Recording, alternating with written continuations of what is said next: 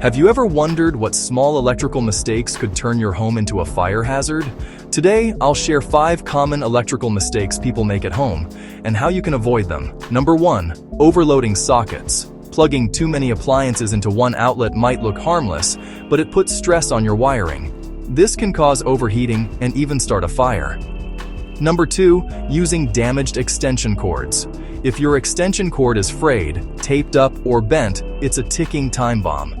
Replace it immediately instead of risking sparks and shock. Number 3. Ignoring flickering lights. Flickering or dimming lights are not just normal. They often signal loose wiring or an overloaded circuit. Both can lead to electrical fires if left unchecked. Number 4. DIY fixes without proper knowledge. Tinkering with wiring when you're not trained can create hidden dangers in your walls. Always consult a licensed electrician for serious issues. Number 5. Covering wires with rugs or furniture. Cords hidden under rugs or heavy furniture can overheat without you noticing. This is one of the leading causes of house fires. Avoiding these mistakes could save your home and even your life.